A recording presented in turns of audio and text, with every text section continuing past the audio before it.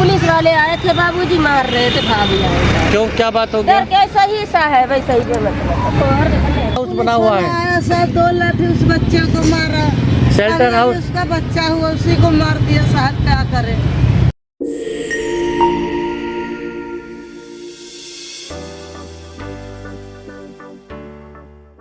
जैसे तू ये पुलिस का धंधा करता है ना, वैसे मैं ये भंगार का धंधा करती हूँ। हमारे लिए कोई धंधा छोटा नहीं होता और धंधे से बड़ा कोई धर्म नहीं होता। क्या सच में कोई धंधा छोटा नहीं होता है और धंधे से बड़ा कोई धर्म नहीं होता है? सच में, लेकिन जब तक उससे किसी का बुरा ना हो तब तक। नमस्कार, आप देख रहे हैं गोवर्धन न्यूज और मैं हूं आपके साथ रविंद्र कुमार। आज आपके बीच हम एक लेकर आ रहे हैं एक ऐसी स्टोरी, एक ऐसी खबर जिसमें एक बहुत ही मामूली इंसान जिनको समझा जाता है, जिनको बहुत ही तुच्छ समझते हैं और जिनको हम लोग यानी आम तौर पर समाज जो है उन लोगों को, उन चुनिंदा लोगों को बहुत ही हीन दृष्टि से देखते हैं, हीन दृष्टि से देखते हैं। उनको एक ऐसा, उनके साथ एक तरह से भेदभाव वाली जैसी दृष्टि से समाज के लोग देखते हैं। वो लोग कौन से हैं? वो लोग हैं जो रेलवे स्टेशन के आसपास अपनी कोई पन्नी डालकर रहते हैं, या कुछ लोग ऐसी अपनी कोई दरी, कोई चादर, कोई फटा पुराना लिहाफ बिछाकर वहाँ पर लौटते हैं, सोते हैं, अपना जीवन गुजारते हैं। वहीं पर 2 ईंटें रखकर खाना पकाते हैं, अपना भोजन पकाते हैं और वहीं पर चाहे सुबह हो, शाम हो, अंधेरा हो, दिन हो, वहीं पर वो रोटी पकाते हैं और वहीं पर खाते हैं। बारिश अगर आ जाए तो शायद उनके पास, किसी के पास पन्नी होती है, तिरपाल होता है, थोड़ा बहुत अपनी सर ढक लेते हैं। अदरवाइज अन्यथा जिसके पास ये भी सुविधा नहीं है तो वो बारिश में या तो भीगते हैं या फिर अपने आप को बचाने के लिए किसी की दुकान के छज्जे के नीचे खड़े हो जाते हैं या किसी की बिल्डिंग के कहीं जहाँ बारिश ना आए वहाँ किसी कोने में जाकर छिपते हैं, अपने आप को बचाने का प्रयास करते हैं। तो ये वही लोग हैं जो आमतौर पे या तो रेलवे स्टेशन के इर्द गिर्द आसपास कहीं दिखाई देंगे आपको पड़े हुए, रोड पर खुले में, या फिर रेलवे लाइन के आसपास दिखाई देंगे, या कहीं कहीं जो रोडवेज बस स्टैंड है, सरकारी बस अड्डा होता है, वहाँ कहीं दिखाई देता है। यानी कि जहाँ भी कोई खाली स्थान होता है और जहाँ कोई इनको परेशान ना करे, ये लोग वहाँ जाकर अपना स्थान बनाते हैं, अपना ठिया बनाते हैं, जहाँ पर ये अपनी रात गुजारते हैं। दिन भर क्या करते हैं उस पर भी बात करेंगे। और ये लोग करके, ये लोग क्या अपना आजीविका कमाने के लिए ही भिन्न भिन्न शहरों में रहते हैं। ये जरूरी नहीं है कि बिजनौर की, अगर हम बात कर रहे हैं बिजनौर जिला मुख्यालय की, कि ये सब लोग बिजनौर मुख्यालय के हों या किसी दूसरे नज़दीकी जनपद के हों। ये कहीं के भी हो सकते हैं, किसी दूसरे राज्य के भी हो सकते हैं, जो और बहुत पास का नहीं, जैसे दिल्ली हमारा पास का राज्य है, हरियाणा है और इधर उत्तराखंड है। हो सकता है ये बहुत दूर के राज्य के हों, जैसे बिहार के भी कुछ लोग होते हैं। तो इस खबर में जब हम बात करेंगे तो बड़े इंटरेस्टिंग तथ्य आपके सामने आएंगे। तो पहले शुरुआत करते हैं इस, जो ये लोग हैं, जो ये चुनिंदा लोग हैं जिनको हम तुच्छ समझते हैं, क्या ये वास्तव में ही तुच्छ है या इनमें कुछ क्वालिटी है या इनमें कुछ खास है, तो उस पर भी बात करेंगे। लेकिन अभी इनके साथ एक घटना हुई थी, ये पिछले माह की बात है, जुलाई की, यानी अभी अगस्त 2024 चल रहा है और पिछले माह जुलाई 2024 में एक घटना इनके साथ हुई थी। घटना ये थी कि रात के अंधेरे में करीब 7 बजे 8 बजे का समय होगा, क्योंकि जुलाई में लगभग 7:30 बजे अमूमन अंधेरा हो जाता है, तो सर 7:30 या 8 बजे का ये वक्त रहा होगा। उस समय पुलिस आती है गाड़ी में भी और कुछ बाइक पे भी। अब पुलिस कर्मी आकर जो नगीना रोड के पास में जो क्रॉसिंग है, जो फाटक है, जो रोड गई है रेलवे स्टेशन के लिए, उस रोड पर और रेलवे क्रॉसिंग के पास जितने भी ये लोग बैठे हुए थे, कुछ लोग रोटी खा रहे थे, कुछ लोग पका रहे थे और कुछ लोग आराम फरमा रहे थे। ये सब लोग फिर वहाँ पर जाकर पुलिस लाठीचार्ज कर देती है, इनको खदेड़ देती है। जो भाग लेता है वो बच जाता है और जो भाग नहीं पाता, उसको मौका नहीं मिल पाता उस समय, कि वो समझ नहीं पाता कि क्या होने वाला है, उसको लाठियाँ पड़ जाती हैं। और इस लाठीचार्ज में, या ये जो लाठियाँ जब डाली गई पुलिस ने, तो ये लाठियाँ कुछ पुरुषों को लगी, कुछ बच्चों को भी लगी और कुछ महिलाओं की भी लगी। और एक खास बात तो ये है, हालांकि उसे खास भी कहेंगे और दुखद भी कहेंगे, कि जाने अनजाने में एक महिला ऐसी भी थी इन लोगों में जो उसकी उसी दिन डिलीवरी हुई थी, गर्भवती की बात छोड़िए, उसी दिन डिलीवरी हुई थी, और उसी दिन नहीं बल्कि कुछ ही घंटों पहले डिलीवरी हुई थी। एक मासूम, एक नवजात शिशु को गोद में लिए हुए वो बैठी थी। उसकी सास, उसकी नंद और उसका पति बराबर में बैठे थे और वहीं पे ये लोग खाना पका रहे थे। जो ये महिला जो कह रही है कि मेरे को आए और मुझे पता ही नहीं चला भाई जी, मेरे को भी पुलिस ने लाठी मार दिया, मेरे बच्चे को भी, मैं बच्चा गोद में लिए बैठी थी, दूध पिला रही थी और उसको भी लाठी लगी। खैर ये बात अलग है, पुलिस ने कुछ सोच समझ के ही ये कार्रवाई की होगी। इस विषय में हमारी भी बात हुई थी कि ऐसा क्यों हुआ है, तो उस विषय में भी बात करेंगे कि पुलिस ने उसमें क्या किया। पहले इनकी ये घटनाक्रम सुनिएगा, ये देखिएगा कि इस घटनाक्रम में पुलिस ने जब इन लोगों पर लाठीचार्ज किया था, इनको खदेड़ा गया था यहाँ से, तो पहले वो घटनाक्रम देखिएगा, उसके बाद आगे बढ़ेंगे कि घटना क्यों हुई थी। यानी पुलिस ने इनको लाठी फटकारते हुए, या लाठी चार्ज कह सकते हैं या फटकारना कहेंगे, वैसे यहाँ पर इस्तेमाल करना किया जाए तो लाठी फटकारना ज़्यादा उचित शब्द रहेगा।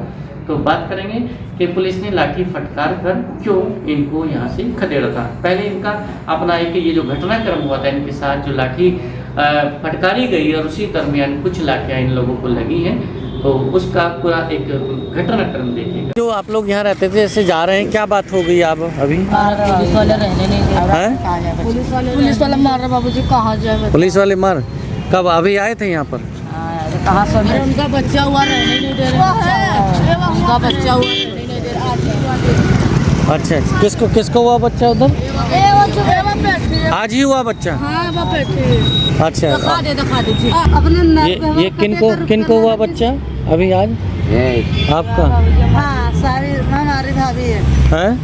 हमारे ही हुआ है बाबू। आपको ही हुआ है? हाँ। तो आज क्या कोई दिक्कत हुई यहाँ पे? बहुत दिक्कत हुई, पुलिस वाले भगा रहे, सब पुलिस वाले बच्चे भगा रहे, लेकर बार बार मार रहे, पीट रहे, कह रहे जाओ यहाँ से। आप कब से हैं यहाँ? परसों आए। तो काम क्या करते हैं? कोड़ा बीनते हैं क्या? हम लोग कमार पानी भी नहीं वाले हैं साहब। हैं? पंप और घड़ी बेचते हैं। पंप और घड़ी बेचते हैं। हाँ।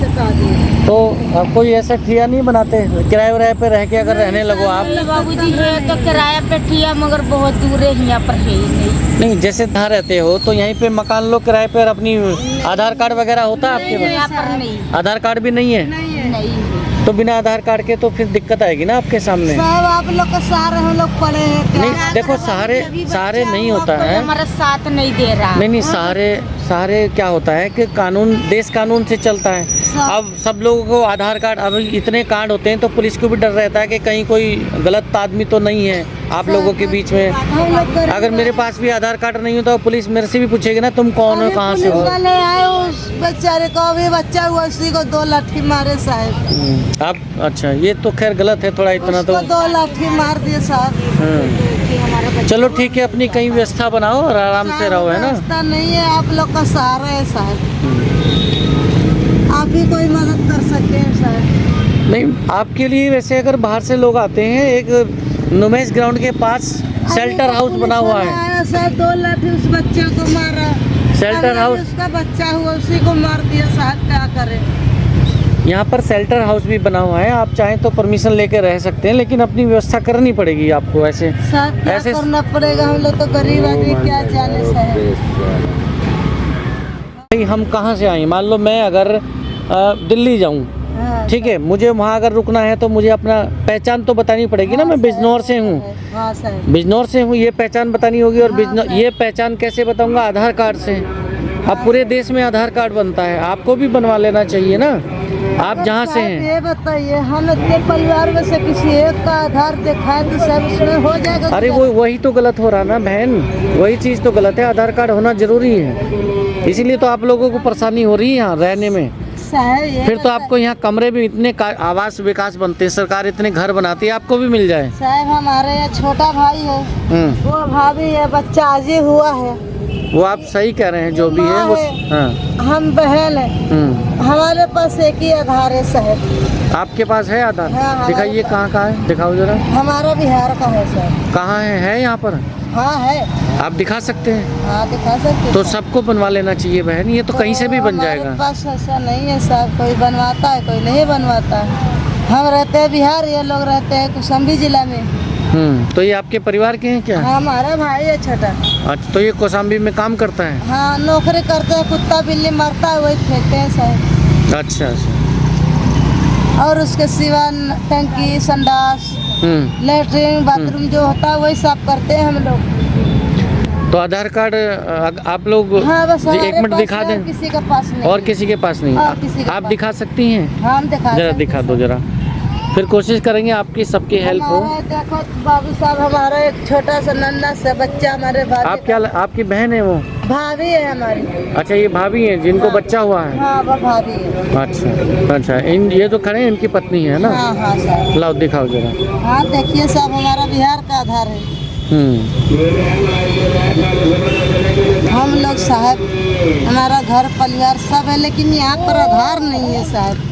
नहीं, आधार तो चाहे कहीं का भी हो देश में, कहीं आप रह सकते हैं उसके आधार पे। आप यहाँ रह रहे हैं तो यहाँ का पता चेंज हो सकता है। डंडा मार दिया, अभी बच्चा हुआ है, वो गिर जाती मर जाती हाँ, तो किसका जाता? वो गलत है। चलो, ये चीज़ गलत है। बच्चा हुआ है, उसका ऐसे आप दिखाइए, आप मन भारी मत करो, जरा दिखाओ जरा आधार कार्ड। हाँ, ये बच्चा हुआ साहब।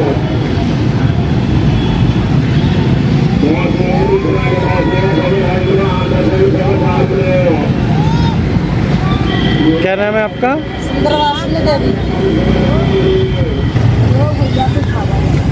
ऐसे औरत को कुछ हो जाता साहब तो हम तो गरीब आदमी मर जाते हैं ऐसे रो रो के।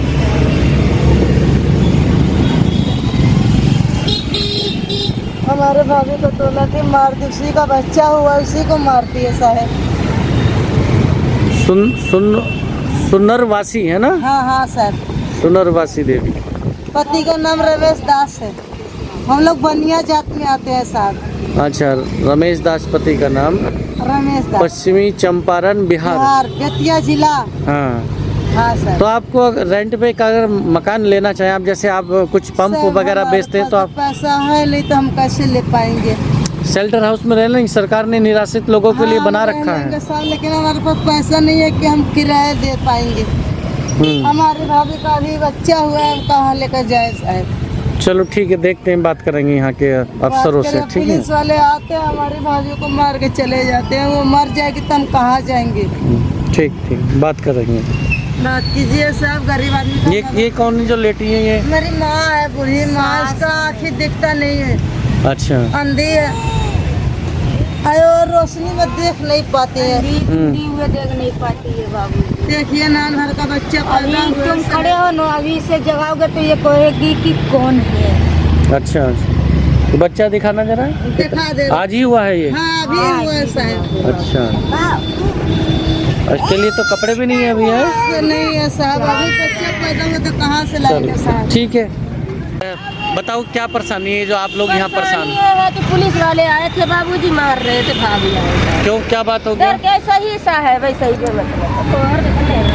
सब कहाँ रहते, कहाँ थे आप? गन्नी कबाड़ बीनते हैं बच्चे लोग हैं? गन्नी कबाड़ फाटक पे थे, फाटक पे। कहाँ फाटक पे थे? तो क्या मतलब मारपीट क्या, क्यों मारा? मारपीट नहीं हुआ था, वो पुलिस वाला है भगाया हम सबके तो भाग गए। तो ये आपने सुना, देखा कि किस प्रकार पुलिस आई, महिलाओं ने, पुरुषों ने, बच्चों ने, बेटियों ने अपना दर्द बया के अपने साथ जो हुआ उसको आपके सामने रखा। एक आपके सामने तो इस वीडियो के माध्यम से रखा जा रहा है, भेजा जा रहा है, आपके बीच लाया जा रहा है। लेकिन जब ये घटनाक्रम हो रहा था उस समय हम वहाँ ही मौजूद थे, हमारी टीम वहाँ पर मौजूद थी। और हमने जब ये कारण पूछा, कुछ लोग भाग रहे थे अपना सामान ले लेके, कोई किसी के पास जितना सामान रहा उसने उतना दबाया, अपनी बगल में समेटा, लपेटा चादर में और वहाँ से भागे किसी तरह से। कुछ का सामान छूट गया, कुछ का बिखर गया, कुछ लाठी खाई और कुछ बच गए। ये सब अभी आपने देखा सुना। इस विषय में बात करने के लिए कि पुलिसकर्मी जो वहाँ पर गए थे उसका रीज़न क्या था, क्यों उन्होंने वहाँ पर इस तरह की जो लाठी फटकारने वाली कार्रवाई की थी, उसका रीज़न क्या था, कारण क्या था। हमारी इंस्पेक्टर से बात हुई फ़ोन पर। इंस्पेक्टर उदय प्रताप सिंह ने कहा कि पुलिस के अभी कुछ ऐसा अभियान चला गया है, ऊपर से आदेश आए हैं कि बाहर से कुछ लोग भारी संख्या में बिजनौर मुख्यालय पर आए हैं और हो सकता है किसी प्रकार का कोई यहाँ पर अपराधी इनमें आके छुप गया हो या इनमें या वहाँ से कोई अपराधी भागकर यहाँ ठहर जाए। या शामिल हो जाए, रुक जाए और अपने जनपद में किसी प्रकार की कोई आपराधिक घटना ना हो जाए। तो इसी को डाउट करते हुए इसी संदेह को खत्म करने के लिए अपने जो सीनियर ऑफिसर हैं उनके निर्देश पर या अपनी शहर की जनता को सुरक्षित करने की एक कार्रवाई के तहत इन लोगों को लाठी फटकार कर यहाँ से भगाया गया, ताकि यहाँ पर किसी तरह की कोई गतिविधि, आपराधिक गतिविधि को अंजाम ना हो पाए। तो ये पुलिस का कहना था इस विषय में, ये जो लाठी फटकारने की घटना इन लोगों के साथ हुई। अब बात करते हैं इस खबर के अगले पहलू पे जाते हैं कि ये जो लोग यहाँ पर रहते हैं ये क्यों रहते हैं, इनका हमारे सिस्टम में, हमारे समाज में योगदान क्या है। मान लीजिए अगर हम लोग जिला बिजनौर की बात कर रहे हैं, जिला बिजनौर में भी ये लोग मिलेंगे, मेरठ में भी मिलेंगे, मुरादाबाद में मिलेंगे, हर शहर में ये लोग मिलेंगे, तहसील पर स्तर पे भी मिलेंगे, जिला मुख्यालय स्तर पर भी मिलेंगे, सभी जगह ये लोग इस तरह से दिखाई देते हैं। इनका काम क्या होता है उस पर भी बात करेंगे, ये उस काम को करते कैसे हैं उस पर भी बात करेंगे, और उस काम से इनका क्या फ़ायदा होता है ये आप लोग ज़्यादातर जानते होंगे, और जो नहीं जानते होंगे उनको हम बताएंगे कि क्या फ़ायदा होता है, कितना फ़ायदा होता है, और उसके बाद इनका अपने काम करते करते हमारा यानी समाज का क्या फ़ायदा होता है उस पर भी बात करते हैं। तो शुरुआत करते हैं इनके काम से। इनका काम क्या है, ये जो स्टेशन के आसपास या रेलवे लाइन के आसपास जो ये ऐसे लोग होते हैं ये कूड़ा बीनने के काम करते हैं। कूड़ा बीनना यानी जहाँ भी कूड़ा आप लोग डालते हैं, आपके घरों में से कोल्ड ड्रिंक की बोतलें निकलती हैं, पानी की बोतलें निकलती हैं, जो खाली डब्बे जिनमें आप सरसों का तेल लाते हैं या और भी कुछ ऐसे खाद्य पदार्थ लाते हैं जो डब्बा बंद होते हैं, और वो जब खाली हो जाते हैं तो उन खाली डब्बों को आप उठा के या तो डस्टबिन में फेंकते हैं जहाँ से नगर पालिका की या नगर निगम की गाड़ियाँ आती हैं, और उस डस्टबिन को उठाकर अपने उस डंपिंग ग्राउंड पर ले जाती है जहाँ पर कूड़ा डंप किया जाता है, उसका निस्तारण किया जाता है। लेकिन वो गाड़ी आने से पहले ही इन लोगों की टीम पहुंच जाती है, यानी ये जो कूड़ा बीनने वाले लोग हैं ये अपना एक रिक्शा लेते हैं। कुछ रिक्शा इनके पास होती है, एक या दो, कई लोग होती है इनके पास, लेकिन ज़्यादातर ये लोग अपनी रिक्शा अपने पास नहीं होती, इनकी खरीदी हुई रिक्शा अपने पास नहीं होती, क्योंकि इनका एक थोड़ा ठिकाना नहीं होती है, और इनके पास बस एक छोटा सा सामान होता है, कुछ कपड़े और कुछ 2-4 बर्तन खाना पकाने के लिए। बाकी ये जब चाहे तब अपना उठाओ चूल्हे की तरह तैयार रहता है कि कब हमें कहाँ चलना पड़ जाए ये कोई निश्चित नहीं होता। तो इसलिए इस काम के लिए, कूड़ा भूनने के लिए एक बोरा सा इनके पास होता है, बोरा लेते हैं बड़ा, और एक रिक्शा किराए पर लेते हैं। तो 2 लोगों की टीम या 3 लोगों की टीम उसमें लग जाती है, एक आदमी रिक्शा चलाता है और दूसरे 2-3 लोग इधर उधर, उसमें कुछ बालक भी होते हैं जो 10-12 साल 14 साल के होते हैं, लड़कियां भी होती हैं, लड़के भी होते हैं, और वो सब लोग कूड़ा बीनने का काम करते हैं। सुबह को सवेरे आपने देखा होगा, अगर आप सुबह निकलते होंगे अपने शहर में तो आपने देखा होगा कुछ रिक्शाएं चल रही होती है इस सड़क पे, 1-2 या कहीं भी जहाँ से, और वो 1-2 रिक्शा के आस पास में पीछे में कोई ना कोई 1-2 बच्चा या बड़ा होता है जो कूड़ा बीनता होगा। तो ये कूड़ा कौन सा बोलेंगे, जहाँ पे आप लोग कूड़ा इकट्ठा करते हैं, जो शहर के लोग कूड़ा इकट्ठा करते हैं, उसमें कुछ प्लास्टिक डालते हैं, प्लास्टिक के डब्बे या जो भी प्लास्टिक का आइटम उनको लगता है वो सब उसमें से बीन लेते हैं, निकाल लेते हैं, और निकाल के सारा बोरे में इकट्ठा करते रहते हैं। जो बोरा एक रिक्शा में लदा होता है, रखा होता है, और उसको चलाने वाला, रिक्शा वाला को चलाने वाला एक अलग होता है जो उनके साथ साथ चलती रहती है। अब ये लोग क्या करते हैं, उस कूड़े में से भी उठाते हैं, सड़क पे इधर उधर जितना भी, जैसे सड़क चलते हुए आप जा रहे हैं, अपनी कोल्ड ड्रिंक पिया फेंक दिया बोतल, आपने कोई पानी पिया बोतल खाली होगी फेंक दिया बाहर, गाड़ी से हाथ निकाल दे रहे आप फेंक देते हैं, आपने कोई कोल्ड ड्रिंक की कैन लिया, पानी पिया, कैन वो कोल्ड ड्रिंक पिया वो खाली हो गई, आप सीधा फेंक देते हैं। आप उसे गाड़ी में नहीं उठा के रखते हैं कि आप जब अपने घर जाएं बाकायदा उसको अपने डस्टबिन में डालें या उस कूड़ेदान में डालें जहाँ कोई कूड़ादान रखा हुआ है, चाहे वो नगर पालिका का है, नगर निगम का है, या कहीं ऐसी जगह जहाँ पे पहले से कूड़ा इकट्ठा है, यानी कूड़ा स्थल बना हुआ है। तो आप लोग ऐसा नहीं करते हैं, लेकिन आप क्या करते हैं, समाज के लोग क्या करते हैं कि उस कूड़े को उठा के फेंक देते हैं, मतलब गाड़ी में से पिया और फटाक से हाथ निकाला और फेंक दिया। तो ये सब इस तरह का जो डस्टबिन में कूड़ेदानों में बना हुआ है, जो प्लास्टिक रखा हुआ है, किसी भी तरह का मोटा प्लास्टिक, गत्ता या कोई भी ऐसी काम की चीज़ जिसको वो बेचकर कुछ पैसा कमा सकते हैं, ये सड़क से भी उठाते हैं। सड़क के दोनों साइडों पे उनकी गिद्ध जैसी नज़र रहती है, चील जैसी नज़र रहती है, जरा सी छोटी छोटी चीज़ों को ये चुनते हैं, ये बीनते हैं और उठा के अपने उसी बोरे में डालते रहते हैं जो रिक्शा पे रखा होता है। इसी तरह से जितना इनको समय मिलता है उस समय के हिसाब से अपने अपने इनके क्षेत्र बटे होते हैं और अपने क्षेत्र में बांट के उस कूड़े को, बोरे को इकट्ठा करके ये पहुंच जाते हैं कबाड़ी के पास। अब कबाड़ी इनका जो बोरा है उस बोरे का पूरा वजन कर लेता और वजन करने के बाद इनको जितना भी वो बैठता है प्रति किलो के हिसाब से जो भी प्लास्टिक बनता है, प्लास्टिक को ये अलग करते हैं, गत्ते को अलग करते हैं, और भी कुछ आइटम हैं जो लोहा की कुछ चीज़ मिल जाती है, जैसे कुछ कैन जो होती हैं कोल्ड ड्रिंक की, वो कैन आती है वो टीन में या उसमें टीन का होता होगा या एल्युमिनियम का, जो भी है धातु की, हम धातु कह सकते हैं उसमें, तो धातु को अलग कर लेते हैं, चाहे वो लोहा है, टीन है, एल्युमिनियम है, कुछ भी, प्लास्टिक को अलग कर लेते हैं, गत्ते को अलग कर लेते हैं। ये 3 तरह के आइटम वो अलग करेंगे और वहाँ पे अलग अलग रेट पर अलग अलग सामान को वो बेच देते हैं। किसको? कबाड़ी को। जहाँ पर ये पूरा काम निपटाने के बाद, पूरा अपना बोरा भरने के बाद जब कबाड़ी की दुकान पर जाते हैं और बेचने के बाद उनको जो भी रेट मिलता है उस रेट के और वेट के हिसाब से उनको जितना भी पैसा मिलता है उस पैसे को वो लेके घर आते हैं और घर आने के घर तो हमने गलत कह दिया, मतलब अपने ठिकाने पर आते हैं, क्योंकि इनका घर नहीं होता इसलिए घर कहना गलत है। ये अपने उसी ठिकाने पर आते हैं जहाँ ये लोग पड़े होते हैं, जैसे अभी हमने पहले जिक्र किया है।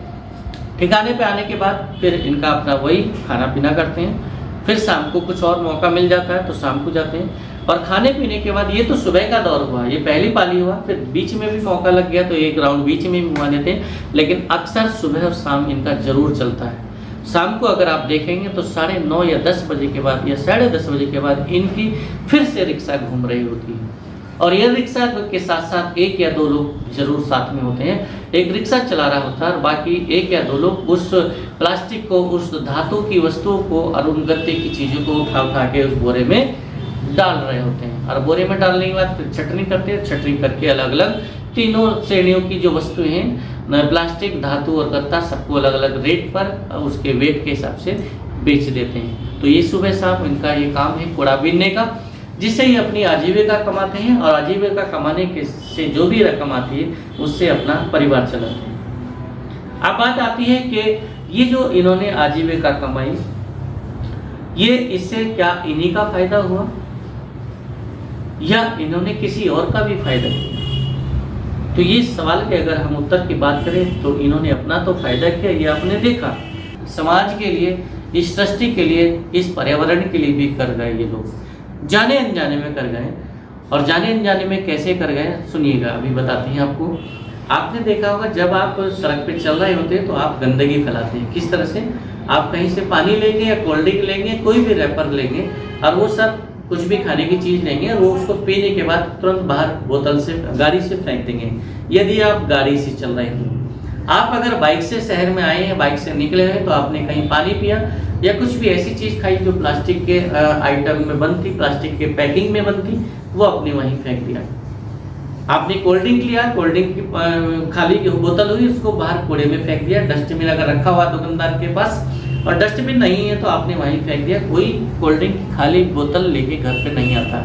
जो लेके आएगा अपनी ज़रूरत में लेके आएगा। किसी को कहीं से दूध मंगाना होता है, कुछ ऐसे कुछ ट्रांसपोर्ट करना होता है, जैसे दूध कहीं भेजना, कहीं से मट्ठा मंगाना, तो कुछ लोग अपनी ज़रूरत के लग, लेकिन बहुत चुनिंदा, लाखों में शायद एक आध आदमी एक आध दिन एक दो बोतल अपने लिए लाता है। अदरवाइज सब लोग सारी प्लास्टिक की बोतल, चाहे वो पानी की है, चाहे कोल्ड ड्रिंक की है, किसी भी और फलों के जूस की है, वो सारी बोतलें हम वहीं फेंक देते हैं सड़क पे। तो ये एक तरह से हम गंदा करते हैं। कौन? हम, मतलब समाज के लोग। और हम समाज के लोग अगर उस गंदगी को फैला रहे हैं तो उस गंदगी को साफ कौन कर रहे हैं? यही कूड़ा बीनने वाले लोग। यही कूड़ा बीनने वाले लोग उस गंदगी को उठाते हैं, उन बोतलों को उठाते हैं और बोतलों को उठाने के बाद उनको बेचने के बाद जो आजीविका कमाते हैं और उधर सफाई करके हमारे समाज जो सिस्टम है, हमारा जो समाज है, उसमें एक योगदान देते हैं। ये पहला योगदान हुआ इनका सफाई में।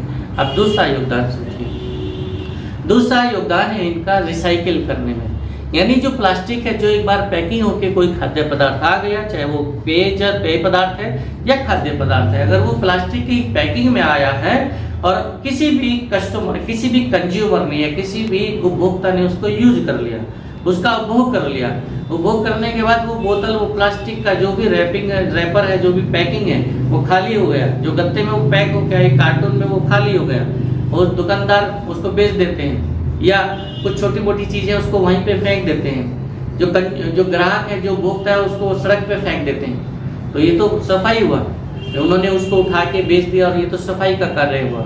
लेकिन इसको बोतल को उठाने के बाद अगर नगर पालिका की गाड़ी आती है, हालांकि उसमें से भी कुछ समझदार लोग ऐसा कर रहे हैं अब सफाई कर्मी कि वो भी कूड़ा बीन कर इस तरह की चीज़ें आइटम निकाल रहे हैं, लेकिन उनका योगदान कम होता है क्योंकि उनको बहुत बड़े शहर का कूड़ा बहुत कम समय में उठाना होता है। तो कुछ लोग जब मौका मिलता है तो कर लेते हैं, लेकिन ज़्यादातर काम जो करते हैं वो यही कूड़ा बीनने वाले करते हैं। और ये कूड़ा बीनने वाले उस बोतलों को उठा के कबाड़ी के पास जब बेचते हैं, बोतल हो, धातु या कुछ भी, और बेचने के बाद अब आपको ले चलते हैं कि ये तो बेचकर उन्होंने आजीविका कमा लिया, लेकिन इस प्लास्टिक को, इस धातु को और इस गत्ते को बेचने के बाद जहाँ ये जाता है कबाड़ी के पास, फिर उसका क्या होता है। तो आपको हम लेके चलते हैं पहले प्लास्टिक के आइटम पे। तो इन्होंने कई कूड़ा बीनने वालों ने जो 3 आइटम बीने हैं और बीनने के बाद कूड़े में से उनको बेच दिया है, यानी प्लास्टिक, धातु की वस्तु, चाहे वो एल्युमिनियम हो, टीन हो, लोहा हो,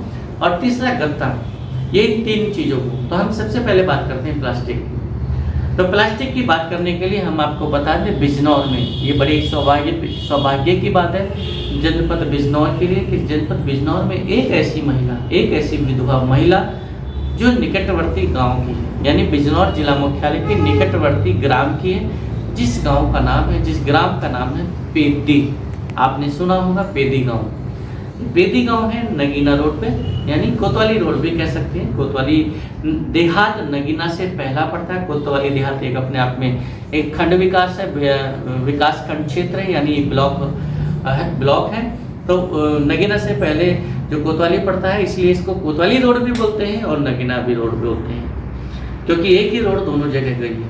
तो इसी रोड पर बिजनौर से जब आप करीब 3 किलोमीटर आगे चलेंगे या 2 किलोमीटर आगे चलेंगे जिला मुख्यालय से, तो सबसे पहला गांव आता है रशीदपुर गढ़ी, और उसके बाद एक रजवाहा पार करके आता है सीधा पेदी गांव। तो इस पेदी गांव में एक विधवा महिला ने एक प्लांट लगा रखा है। आप जो अब स्क्रीन पर देख रहे हैं, ये वही प्लांट है जो प्लास्टिक को क्रश करता है। ये कौन सी प्लास्टिक है? ये वो प्लास्टिक है जो गलती नहीं है। प्लास्टिक तो कोई नहीं गलती, लेकिन कुछ प्लास्टिक ऐसी है कि उनको क्रश करके उनको रिसाइकिल कर दिया जाता है, और बाकी जो प्लास्टिक है उसको वैसे तो बैन कर रखा है सरकार ने, क्योंकि उसको क्रश नहीं किया जा सकता, उसको रिसाइकिल नहीं किया जा सकता, इसलिए प्लास्टिक यानी पॉलीथीन पर बैन लगा हुआ है। ये कुछ मिली माइक्रोन करके कुछ एक ऐसा मानक निर्धारित है कि उतने माइक्रोन से अगर कम की कोई पॉलीथीन है तो उसको यूज में नहीं लाएंगे। सिंगल यूज वाली जो पॉलीथीन होती है, मल्टी यूज वाली पॉलीथीन को हम यूज के लिए अलाउ कर रखा है शासन ने, प्रशासन ने, गवर्नमेंट ने। तो इसलिए मल्टी यूज की प्लास्टिक को ही यूज किया जाता है। तो क्यों? क्योंकि वो प्लास्टिक इतनी मोटी हुई या हार्ड होती है कि उसको रिसाइकिल किया जा सकता है। और रिसाइकिल करने वाले कौन होते हैं? तो सबसे मुख्य भूमिका इन कूड़ा बीनने वालों की होती है। तो ये जो आप स्क्रीन पर देख रहे हैं, ये वही कूड़ा बीनने वाले की का फल है, जिन्होंने कूड़ा बीनने के बाद जो पूरा प्लास्टिक इकट्ठा किया वो इस महिला को बेचा। यानी इस प्लांट को चलाने वाली जो एक विधवा महिला है, जो इसी गांव की रहने वाली थी या नहीं इसका हमें जानकारी नहीं है, लेकिन हम उधर एक बार निकल रहे थे तो वहाँ पे जब एक अलग सा प्लांट दिखा हमें, तो हमने उसके जब अंदर जाकर उस चार दीवारी में जाकर जब देखा तो हमें पता लगा कि वास्तव में यहाँ पर एक बहुत ही रोचक, एक नई और एक नवीन, एक नवाचार करते हुए एक महिला ने बहुत साहसी कदम बढ़ाया है कि उसने छोटा सा उद्यम लगाकर अपनी आजीविका कमा रही है। बताया जा रहा है कि इस महिला की 5, 6 या 6-7 बेटियां हैं और पति इनके एक्सपायर हो गए किसी बीमारी के कारण कई साल पहले, और उसके बाद उन्होंने हिम्मत नहीं हारी, अपने आप को संभाला और संभालने के साथ इधर उधर अपने परिवार की या कुछ परिचितों की मदद से इस मशीन को लगाया, क्योंकि इसका परिवार भी एक तरह से कबाड़ से जुड़ा हुआ था, यानी कबाड़ी का काम करने वाले शायद कुछ रहे होंगे, तो इसलिए उसको जानकारी होगी और किसी ने सलाह दी होगी और सलाह के साथ साथ सहायता भी मुहैया कराई होगी। शायद उसी का परिणाम है कि आज ये एक विधवा महिला अपने आप को आत्मनिर्भर है, अपने पैरों पर खड़ी है, अपने परिवार को पालने के लिए सक्षम हो रही है। तो ये जो आप देख रहे हैं पूरा स्क्रीन में जो चल रहा है, कूड़ा बीनने के लिए कुछ लगी हुई हैं, बालक हैं, कुछ महिलाएं हैं और बराबर में कुछ लोग काम कर रहे हैं। 2 या 3 लोगों की टीम काम कर रही है। एक मशीन पे खड़ा होकर नीचे को आप देख रहे हैं, उसको क्रश कर रहे हैं मशीन को, मशीन के द्वारा प्लास्टिक को। नीचे आप देखेंगे कि छोटे छोटे टुकड़ों में, जो आप देख रहे हैं छोटे छोटे टुकड़ों में मशीन से क्रश हो रही है प्लास्टिक। इसमें बोतल भी हैं, बड़े डिब्बे भी हैं और भी कई तरह के आइटम हैं जो प्लास्टिक के हैं, और वो छोटे छोटे टुकड़ों में टूट रहा है, कट रहा है, क्रश हो रहा है। और इसी को फिर बोरे में भर के मुजफ्फरनगर भेज दिया जाता है। मुजफ्फरनगर में या और भी कई जनपदों में जैसे गाजियाबाद में इस तरह के प्लांट लगे हुए हैं जहाँ पर पुरानी प्लास्टिक को गला दिया जाता है, उसमें निखार किया जाता है, जो गंदगी होती है वो अलग हो जाती है, छट जाती है, कुछ केमिकल्स मिलाए दिए जाते हैं, कुछ और जो फ्रेश करने का तरीका होता है उस प्लास्टिक को, गंदी प्लास्टिक को फ्रेश करके बिल्कुल ताज़ा करके एक तरह से नई पैकिंग के लिए नए प्रकार के और आकार के पैकिंग आइटम बनाने के लिए वो प्लास्टिक तैयार हो जाती है। चाहे बोतलें बनानी हो छोटी बड़ी, चाहे कुछ डब्बे बनाने हो छोटे बड़े अलग अलग आकार के प्रकार के, तो ये मशीनें जो बाहरी क्षेत्र में लगी हुई जैसे मुजफ्फरनगर या गाजियाबाद में, वहाँ पर ये क्रश जो हुई प्लास्टिक को वहाँ भेज दिया जाता है। तो इस तरह से उस महिला की आजीविका भी चल रही है इन्हीं कूड़ा बीनने वालों की दृष्टि की वजह से, क्योंकि ये कूड़ा नहीं बीनेंगे तो उसके पास ये रॉ मटेरियल नहीं पहुंचेगा, क्योंकि इस मशीन के लिए ये कच्चा माल, ये जो बोतलें हैं खाली, ये उसके लिए रॉ मटेरियल है, और जो क्रश करके वो बेच रही है उसके लिए एक तरह से प्रोडक्ट है जो वो निकाल के बेच रही है, जहाँ पर ये प्लास्टिक रिसाइकिल होने के लिए जा रही है। तो ये पहला फायदा है हार्ड प्लास्टिक को, यानी जो प्लास्टिक है जो गलती नहीं, जो बहुत ही नुकसानदायक है हमारे पर्यावरण के लिए, उसको रिसाइकिल करने के लिए ये पहला योगदान इनका हुआ। सफाई का, आजीविका का हमने बताया, सबसे पहले सफाई का, फिर आजीविका का, उसके बाद ये रिसाइकिल का।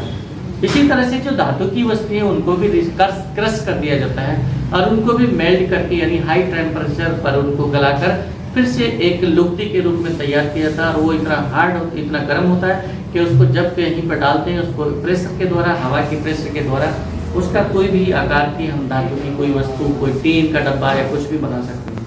वो एक अलग प्रक्रिया कभी अवसर मिला तो उसको दिखाएंगे। और इसी तरह से गत्ता, जो गत्ता वो छाँट कर अलग करके ले आते हैं, बेचते हैं, तो वो गत्ते को गला दिया जाता है। गलाने के बाद उसका भी एक तरह से नया फ्रेश गत्ता तैयार कर दिया जाता है, जो कि फिर से नई पैकिंग के लिए तैयार हो जाता है। तो इस तरह से ये रिपोर्ट थी उन्हीं तुच्छ लोगों की, जिसको हम बहुत ही हीन भावना से देखते हैं, बहुत ही संकीर्ण मानसिकता से उनके बारे में सोचते हैं कि लोग निठल्ले हैं, निकम्मे हैं, शराबी हैं, अपराधी हैं। लेकिन सवाल ये नहीं है कि सभी लोग अपराधी हैं, सभी लोग निकम्मे हैं, या जो हम देख रहे हैं सब लोग जो हम सोच रहे हैं वास्तव में ऐसा है। अगर वास्तव में ये लोग अपराधी कहीं भी हो सकता है, निकम्मा निठल्ला कहीं भी हो सकता है आपके घर में भी, हम में से किसी के घर में भी कोई निकम्मा निठल्ला हो, कोई अपराधी हो, कोई असामाजिक हो। तो जब आपके हमारे घरों में, समाज में कहीं भी कोई भी अपराधी छिपा हो सकता है, तो यहाँ भी छिपा हो सकता है। वो एक अलग बात है, वो जिम्मेदारी बनती है पुलिस की, प्रशासन की, कि ऐसे और आप और हम समाज के लोगों की भी, कि हम भी अपने घरों में, अपने अड़ोस पड़ोस में नज़र रखें, ध्यान रखें। और इन लोगों पे भी की भी एक अपनी जिम्मेदारी है कि ये भी कूड़ा बीनने वाले लोग भी अपने आप को सुरक्षित रखने के लिए ऐसे लोगों से दूर रहें। बाहर से कोई आ रहा है तो पहले सारी अच्छी तरह से जाँच पड़ताल करें। और साथ ही साथ सबसे बड़ा जो दायित्व है, जो जिम्मेदारी है, वो है पुलिस और प्रशासन।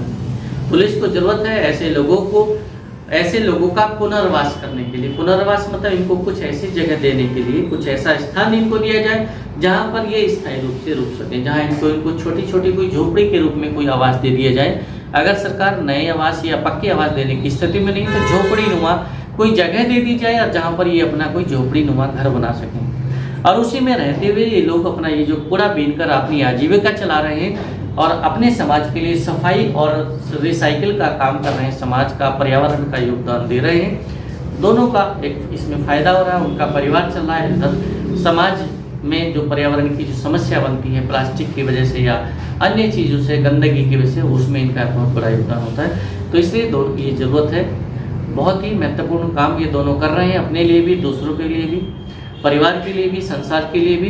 तो इसलिए ज़रूरत है पुलिस को, प्रशासन को, शासन को, इन लोगों का पुनर्वास किया जाए और इनको कोई ना कोई ऐसा स्थान दिया जाए, इनके लिए शौचालय बनवाए जाए।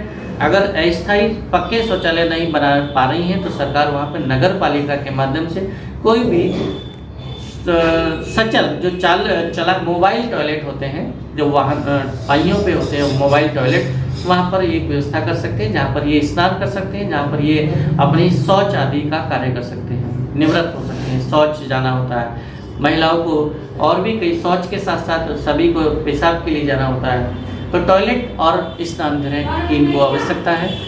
इसके लिए स्थानीय नगर पालिका परिषद को, स्थानीय पुलिस और स्थानीय प्रशासन को इस चीज़ पर ध्यान देने की ज़रूरत है, क्योंकि ये कूड़ा बीनने वाले लोग भी अपने ही समाज का हिस्सा है और अपने ही पर्यावरण को साफ करने में, अपने ही पर्यावरण को सुरक्षित रखने में उनका भी उतना ही योगदान है जितना हम योगदान करते हैं, जितना महत्वपूर्ण योगदान हमारा रहता है।